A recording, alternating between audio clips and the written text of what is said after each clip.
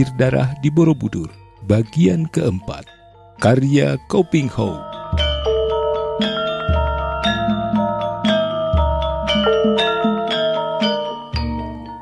Taman Listialoka yang berada di belakang Istana Maharaja Samaratungga adalah sebuah taman yang luar biasa indahnya. Ratusan macam bunga yang indah-indah mekar berseri di dalam taman. Segala keindahan dan keharuman yang dikumpulkan menjadi satu di dalam Taman Listialoka yang menakjubkan itu menarik perhatian kumbang-kumbang dan kupu-kupu serta burung-burung kecil yang berterbangan dari pohon ke pohon. Memang indah sekali Taman Listialoka, bahkan Taman Sari yang terkenal sekali di Kerajaan Mataram takkan dapat melebihi keindahan Taman Listialoka dari Istana Syailendra ini. Apalagi kalau pemilik taman itu berada di dalam taman, maka akan bertambahlah kecantikan dan keindahan taman itu. Apabila sang putri Pramodawardhani berada di dalamnya, maka taman itu akan berubah seperti Taman Indraloka di Kayangan Batara Indra. Karena putri jelita itu tidak kalah elok dan cantiknya oleh putri atau bidadari Kayangan yang manapun juga. Akan tetapi pada senja hari itu, keadaan di Taman Listialoka tidak seperti biasa. Tidak gembira dan tidak bersinar, seakan-akan muram dan sunyi. Kemanakah perginya burung-burung, kumbang dan kupu-kupu yang biasanya meramaikan taman bunga itu? Mereka masih ada, akan tetapi burung-burung itu bersembunyi di dalam pohon, mendekam di atas cabang tak bergerak bagaikan sedang tidur. Kumbang-kumbang bersembunyi di dalam kelopak bunga, sedangkan kupu-kupu yang biasanya menari-nari itu kini menempel pada daun-daun bunga tanpa bergerak sedikit pun. Semua tampak berduka seakan-akan berkabung. Mengapa demikian? Kalau kita menengok ke tengah taman, di dekat empang bunga teratai, di sekitar pancuran air, maka akan melihat sebab kesunyian dalam kemuraman itu. Di atas bangku yang terbuat dari batu hitam, duduklah Kusumaning Ayu Pramodawardhani sambil menyangga dagu dengan tangannya. Keningnya yang indah itu berkerut, wajahnya muram dan berkali-kali terdengar tarikan nafas halus. Banyak orang berkata bahwa kalau sang putri ini tersenyum, maka dunia akan ikut tersenyum dengan dia. Akan tetapi kalau dia bermuram durja, maka dunia akan menjadi gelap dan suram pula. Semenjak peristiwa di depan Candi Lokeshwara itu, sang putri merasa tersinggung hatinya. Ia merasa amat kagum melihat keberanian dan kegagahan Indrayana. Akan tetapi juga merasa kecewa mengapa pemuda yang menjadi kembang bibir Paradara itu sedemikian kurang ajar kepadanya. Pramodawardhani adalah seorang putri yang tinggi hati, dan ia sekali-kali tidak merasa puas bahwa ada seorang putra Wiku berani berlaku sedemikian lancang terhadapnya. Pramodawardhani selalu dimanja dan merasa dirinya putri mahkota, dan ia menghendaki penghormatan sebesarnya dari siapapun juga. Tetapi diam-diam ia merasa bangga kepada diri sendiri bahwa ternyata pemuda yang sudah terkenal menggoncangkan iman di dada para jelita itu tidak berhasil menggoncangkan imannya yang teguh kuat. Ia memang amat tertarik dan kagum melihat wajah elok dan tampan itu. Akan tetapi sama sekali keliru kalau orang mengira bahwa dia jatuh hati. Kusumaning Ayu Pramodawardhani bukanlah seorang dara biasa yang mudah jatuh cinta dan mudah terluka oleh panah asmara. Betapapun juga, ia terharu menyaksikan sepak terjang Indrayana yang jelas sekali menyatakan betapa besar cinta kasih dan kekaguman pemuda itu terhadap dia. Patung yang menyerupai wajahnya itu sampai dicuri dengan nekat oleh pemuda itu. Merah wajah Pramodawardhani apabila ia terkenang akan hal ini. Kemudian ia mendengar betapa ayah pemuda itu, Sang Wikuduta Prayoga, ditangkap dan betapa ayahnya mengeluarkan perintah penangkapan atas diri Indrayana. Betapa duka dan kecewanya. Ia maklum bahwa gara-gara ini pada hakikatnya berdasarkan atas kelemahan hati pemuda itu yang jatuh cinta kepadanya. Dan kalau sampai terjadi malapetaka dan hukuman yang menimpa diri pemuda itu dan Wikuduta Prayoga, maka dialah penyebabnya. Dia merasa berdosa, seakan-akan dialah yang menyebabkan kemalangan yang menimpa keluarga itu. Kemudian ia mendengar pula tentang kembalinya rombongan Mahawiku yang tidak berhasil menangkap Indrayana Akan tetapi, bahkan membawa pendeta yang membuat patung itu. Ia mendengar betapa pendeta Mataram yang aneh itu telah mengorbankan diri sendiri dan menyanggupi untuk memikul semua hukuman yang hendak dijatuhkan atas diri Indrayana dan Wikuduta Prayoga. Dan bahwa kemudian pendeta yang bernama Panembahan Bayu Murti itu hendak dihukum kubur hidup-hidup oleh Mahawiku Dharma Mulya. Alangkah kejamnya, alangkah ngerinya. Berkali-kali sang putri mengeluh seorang diri. Terbayanglah pada wajahnya pendeta yang aneh itu, yang dengan usapan tangan pada patung Dewi Tara telah dapat membuat muka patung itu menjadi seperti mukanya sendiri. Terbayanglah ia betapa pendeta itu selalu tersenyum ramah, sepasang matanya bersinar-sinar penuh seri gembira. Alangkah ngerinya, mengapa Rama Prabu membiarkan saja hukuman yang keji ini berlaku atas diri pertapa itu? Hati Pramodawardhani menjerit-jerit ketika ia duduk melamun dengan bunga teratai merah dan putih itu. Biarpun betapa itu orang Mataram, akan tetapi ia pun seorang manusia. Mengapa Rama Prabu tidak melarang dilangsungkannya hukuman yang melanggar peri kemanusiaan ini? Dengan hati yang sedih dan penuh kasihan kepada sang pertapa, Pramodawardhani tak terasa lagi turun dari batu tempat duduknya, berlutut dan berdoa ke arah empang. Di situ terdapat bunga-bunga teratai dan daun-daun teratai yang lebar dan indah mengambang di atas air. Siapa tahu kalau pada saat itu terdapat dewata yang sedang duduk bertapa di atas daun-daun teratai itu, karena daun-daun teratai memang tempat bertapa para dewata yang berhati mulia. Bibir Pramodawardhani yang merah dan indah bentuknya itu berbisik-bisik, semoga Sang Buddha dan para dewata melindungi Panembahan Bayu Murti dari hukuman yang keji ini. Pada saat itu terdengar tindakan kaki perlahan di belakang sang putri. Kemudian terdengar suara riang. Ayunda yang baik, engkau sedang berbuat apakah di situ? Pramodawardhani sadar dari lamunannya, kemudian berpaling. Wajah yang tadinya muram itu menjadi terang bagaikan wajah bulan purnama terbebas daripada selimut mendung. Bibirnya tersenyum kembali dan seakan-akan mekarlah semua bunga di dalam taman pada saat sang putri tersenyum. Adikku yang manis, kau mengejutkan hatiku. Akan tetapi juga sangat mengembirakan perasaanku. Ayunda Wardhani, kata anak laki-laki yang masih kecil itu. Tadi kulihat kau bermuram durja dan bersama Adi, seakan-akan ada yang mengganggu hatimu. Apa gerangan yang mengesalkan hatimu, Ayunda? Pramodawardhani memandang adiknya dengan penuh kasih sayang.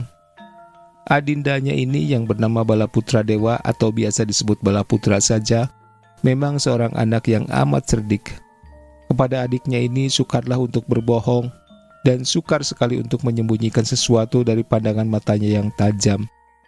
Pramodawardhani tidak ingin menceritakan hal-hal yang memusingkan pikirannya itu kepada Balaputra, karena dianggapnya bahwa Balaputra masih terlampau kecil untuk mengetahui akan hal-hal tersebut.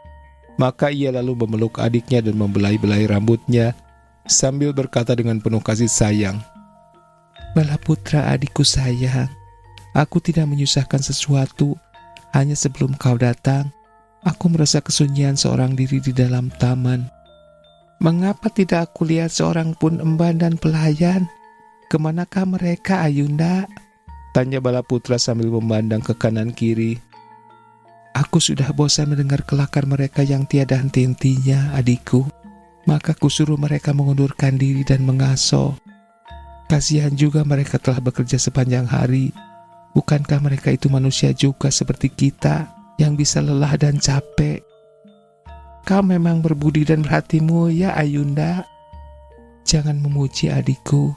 Ayundamu hanya seorang manusia biasa saja, dan sebagai manusia, kita harus menanam budi sebanyak-banyaknya di hati sanubari kita. Karena jangankan kita yang disebut manusia, makhluk terkasih para dewata, sedang binatang pun tahu akan budi kemuliaan. Kau belum mendengar cerita tentang burung pelatuk dan singa? Balaputra berseri wajahnya. Kakaknya ini memang pandai sekali bercerita. Maka melihat kesempatan ini, ia tidak mau menyia-nyiakannya. Sambil memegang tangan ayundanya yang halus dan lebih besar daripada tangannya sendiri itu, ia berkata manja, Belum Ayunda, kau ceritalah. Aku akan senang sekali mendengar ceritamu yang indah-indah. Pramodawardhani tersenyum dan setelah mencium kening adiknya dengan mesra, ia berkata, dalam sebuah hutan yang amat besar, hidup seekor singa yang amat liar dan buas. Hampir setiap hari terdengar singa itu mengaum dan menggereng keras menggetarkan seluruh hutan. Itulah tanda bahwa singa itu sedang menangkap seekor binatang lain menjadi korban dan mangsanya, yaitu kelinci, kancil, rusa, dan binatang-binatang lemah sebangsa itu. Gerengan singa buas itu selalu diiringi pekik ketakutan dan kesakitan dari kurban yang diterkamnya. Alangkah kejamnya singa itu, Balaputra mencela.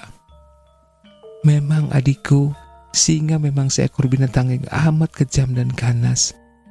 Oleh karenanya ia disebut sebagai raja hutan. Sungguh pun bukan merupakan raja yang bijaksana, melainkan seekor raja hutan yang amat kejam dan ganas. Akan tetapi, telah beberapa hari tidak terdengar geraman dan auman kemenangan dari singa itu. Yang terdengar hanyalah gerengan-gerengan perlahan tanda kesakitan dan kelaparan dari raja hutan itu, diselingi sorak-sorai yang gembira ria dari para binatang kecil. Hal itu memang mengherankan dan tidak sewajarnya. Maka seekor burung pelatuk yang berbulu indah dan berparuh kuat terbang berputar-putar di atas pohon untuk mencari tahu apa gerangan yang terjadi dengan si raja hutan. Akhirnya ia dapat juga menemukan kiranya singa itu tengah bergulingan di bawah pohon dalam keadaan hampir mati. Singa itu perutnya kempis tanda kelaparan, rahangnya terbuka lebar-lebar tak dapat ditutupkan kembali, menganga bagaikan sebuah gua merah yang mengerikan. Mengapakah gerangan dia?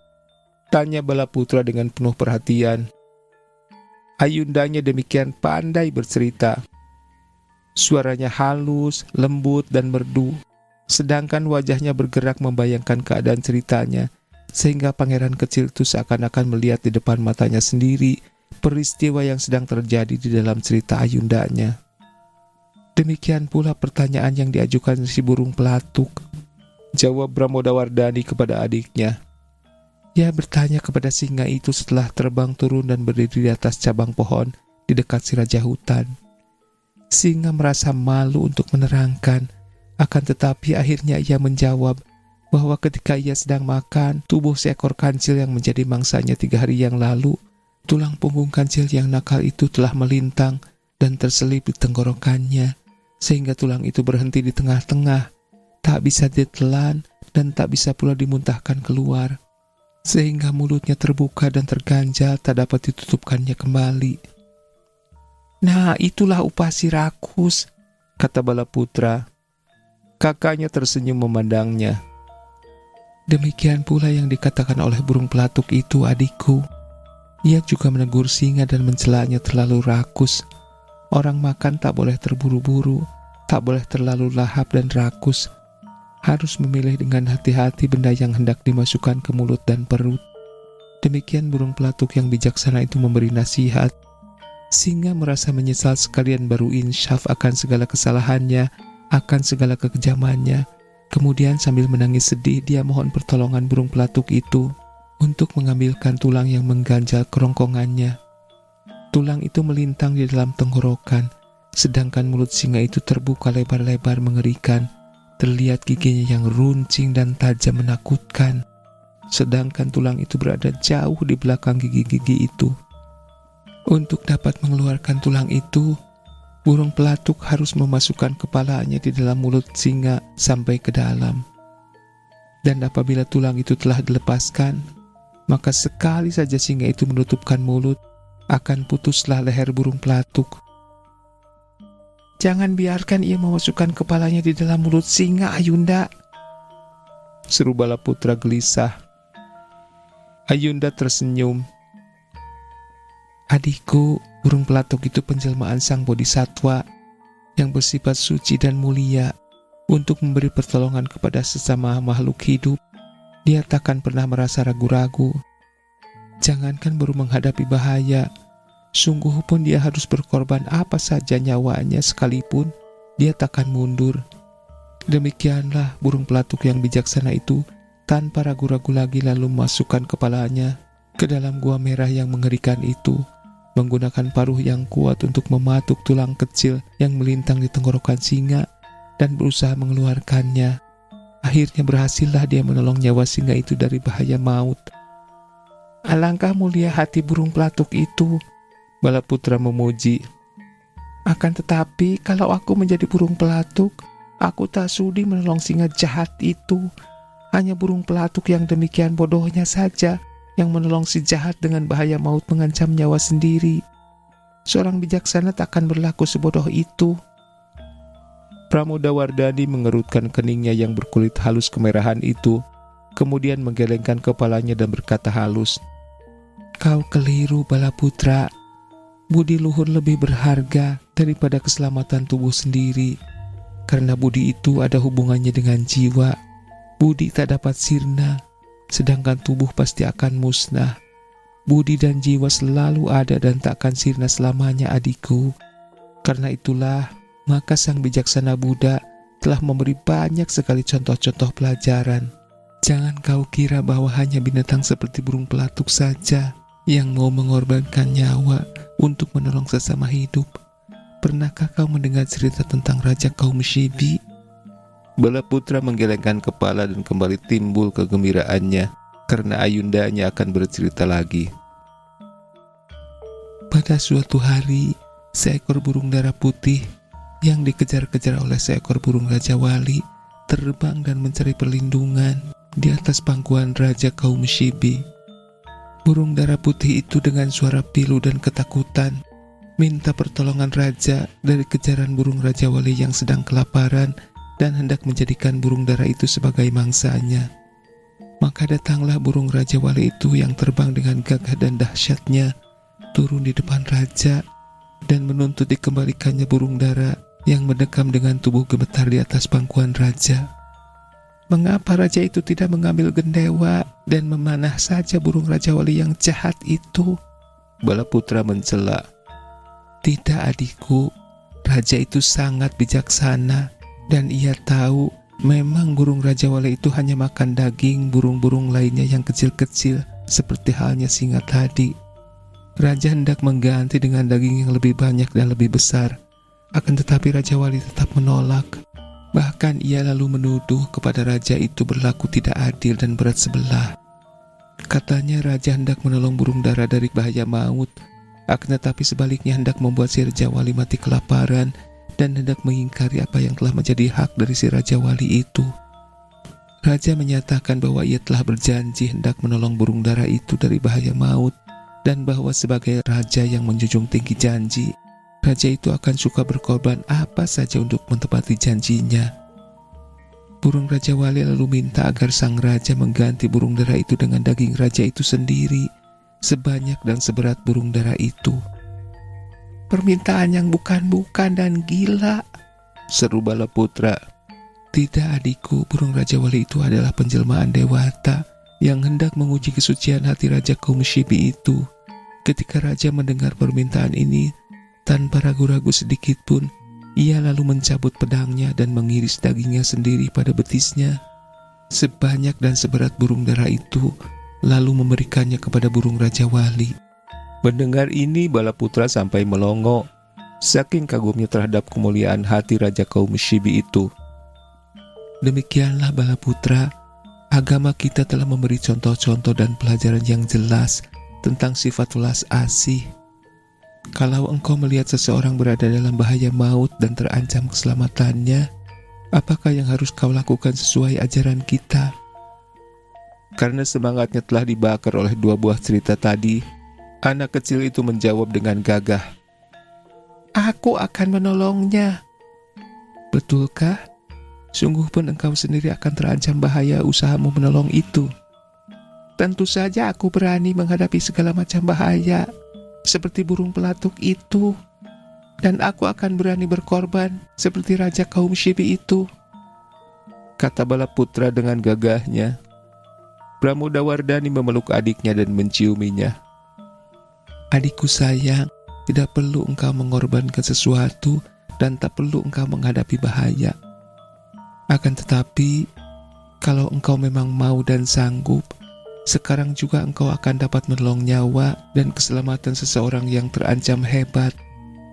Balaputra memandang kakaknya dengan mata yang bening dan lebar, mata seorang anak-anak yang masih bersih hatinya.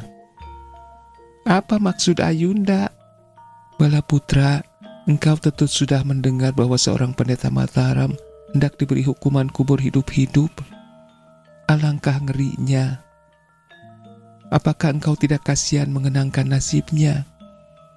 Sungguh lebih menyedihkan daripada nasib singa buas dan burung dara itu. Engkau akan menjadi seorang anak yang baik kalau dapat dan mau menolongnya.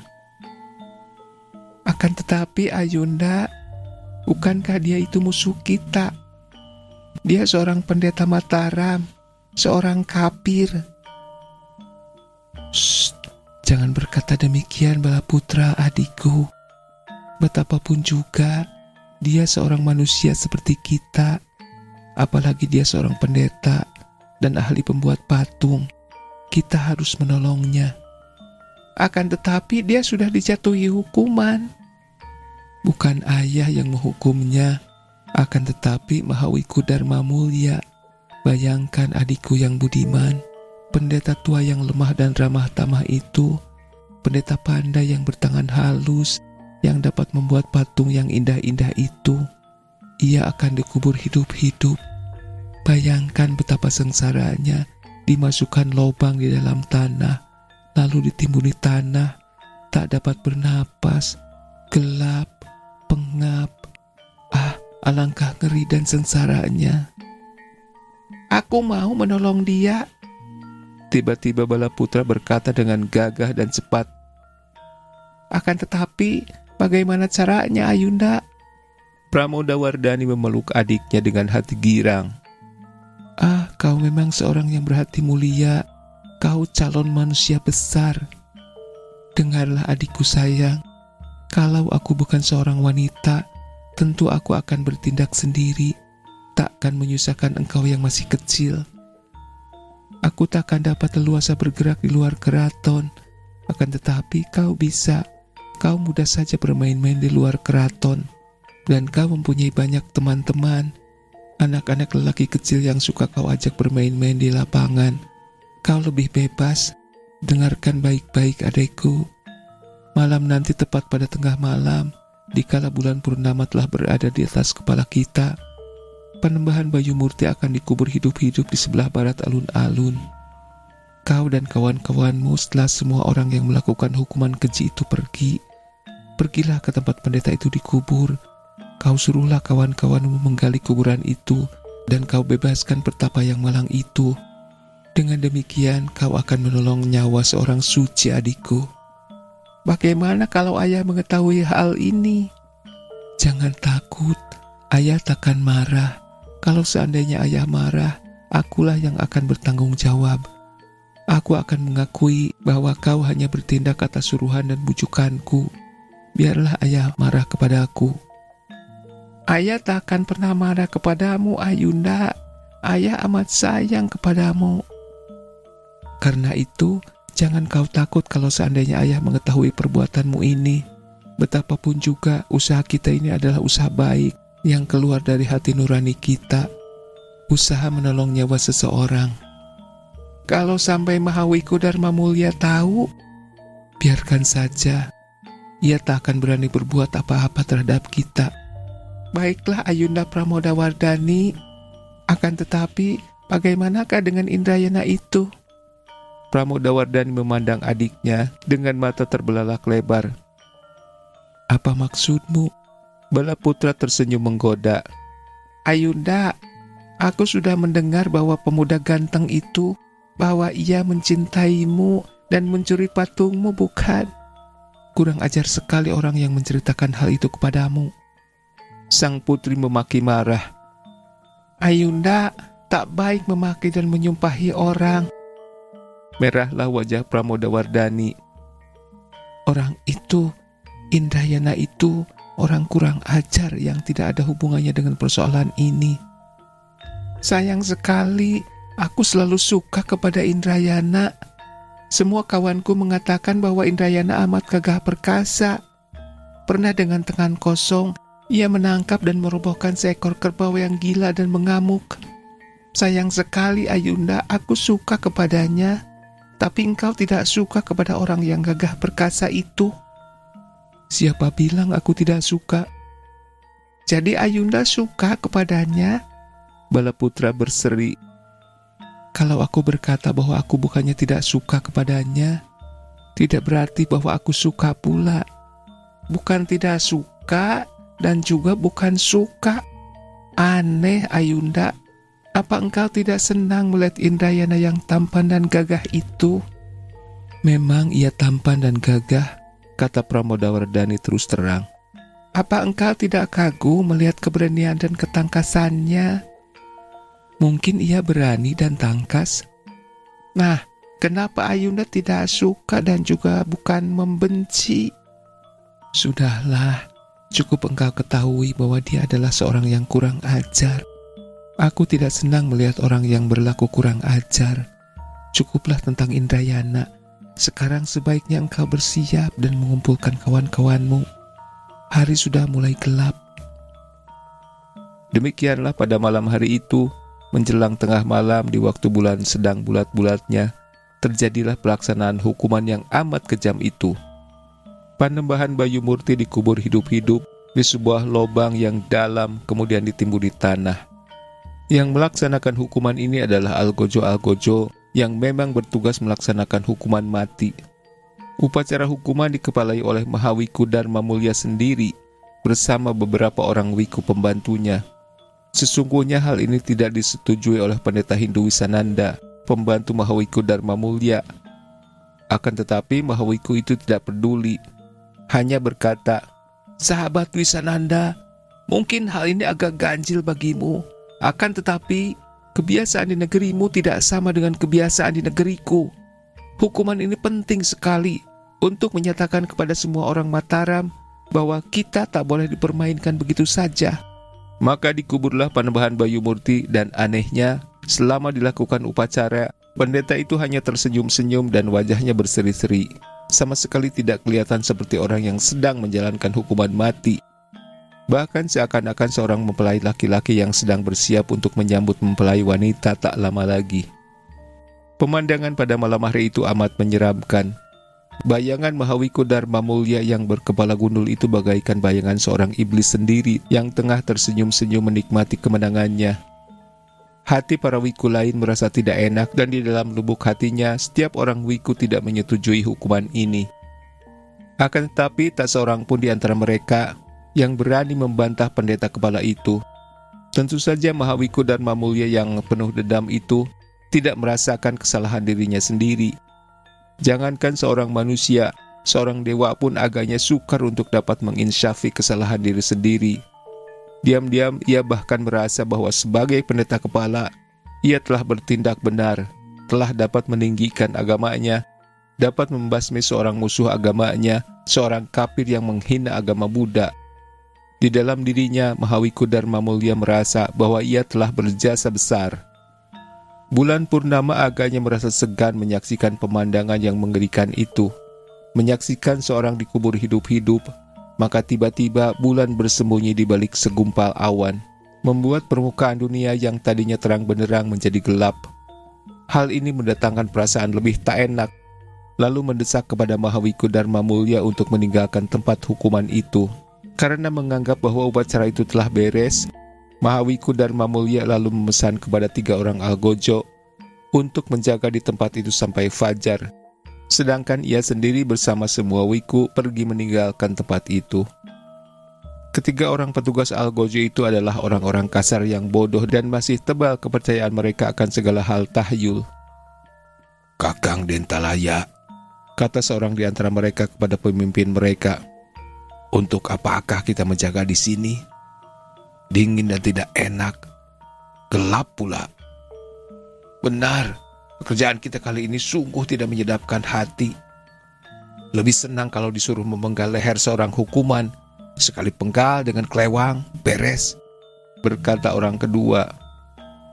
Pada saat itu, karena merasa kecewa melihat bulan menyembunyikan diri, Seekor burung hantu memekik nyaring sehingga ketiga orang algojo yang biasanya melihat darah menyembur dari leher korban dengan senyum di bibir, tiba-tiba menggigil dengan hati yang berdebar-debar dan tidak tenang. Kalian benar, kata Dentalaya.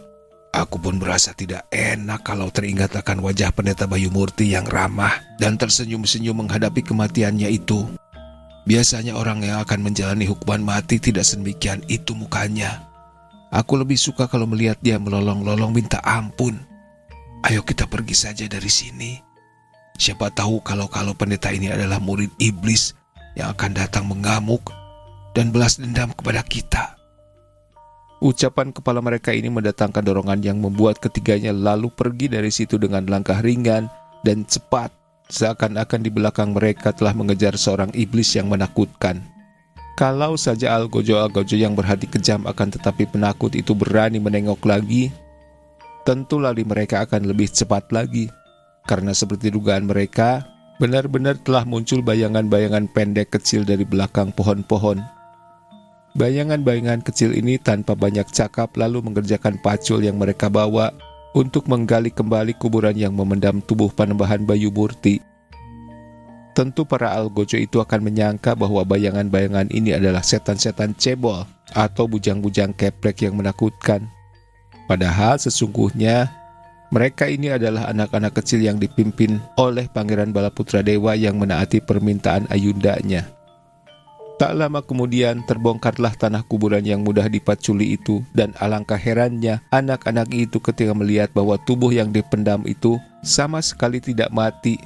Bahkan ketika kuburan telah terbongkar, mereka melihat tubuh Panembahan Bayu Murti sedang enak-enak duduk bersila dan kini memandang kepada mereka dengan mulut tersenyum. Kalau saja anak-anak itu tidak membongkar kuburan, agaknya pendeta ini pun dapat keluar sendiri. Memang Panembahan Bayu Murti adalah seorang sidik dan sakti mandraguna yang mempunyai aji dan kepandaian luar biasa sehingga ia takkan mati kalau hanya menghentikan jalan pernapasan untuk beberapa lama saja. Kepandaiannya terlalu tinggi untuk dapat mati di kubur hidup-hidup. Oleh karena itu, maka ia sengaja memilih hukuman itu. Anak-anak yang baik, kata pendeta itu setelah anak-anak itu hilang rasa kagetnya. Kalianlah yang akan menjadi pendeta-pendeta utama dari agama Buddha. Di bawah pimpinan Pangeran Balaputra Dewa, kalian akan memimpin kerajaan yang beragama Buddha. Setelah berkata demikian, tubuh itu bergerak dan lenyaplah pendeta itu dari pandangan Balaputra dan kawan-kawannya. Tentu saja anak-anak itu menjadi ketakutan dan segera melarikan diri cerai-berai. Balaputra segera mendapatkan ayundanya dan menceritakan pengalamannya. Pramodawardhani menghela napas panjang dan berkata perlahan, "Sudah kuduga adikku, pendeta itu bukanlah orang sembarangan, dan perbuatan Mahawiku Dharma Mulya sungguh memalukan kita. Jangan kau ceritakan peristiwa itu kepada orang lain, adikku yang baik." Sang putri Pramodawardhani tidak tahu bahwa adiknya tidak menceritakan semuanya, bahkan kepada dirinya sendiri. Balaputra tidak menceritakan tentang kata-kata pendeta Bayu Murti tadi tentang kerajaan beragama Buddha yang kelak berada di bawah pimpinannya. Balaputra masih anak-anak, usianya masih 11 tahun. Namun anak ini memang memiliki kecerdikan luar biasa. Ia maklum bahwa sebagai putri sulung, kakaknya lebih berhak atas mahkota ayahandanya. Maka tidak pada tempatnya dan kurang enaklah kalau ia menceritakan tentang ramalan Panembahan Bayu Murti bahwa kelak ia yang akan membuat jaya kerajaan beragama Buddha. Tentu saja anak ini tidak sekali-kali menyangka bahwa ramalan pendeta sakti itu memang cocok.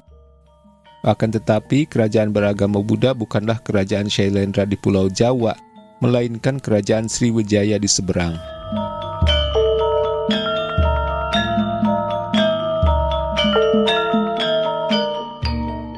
Terima kasih sudah menyimak. Sampai jumpa di bagian selanjutnya. Tata dan Nami Hajab pamit. Selamat menikmati hari yang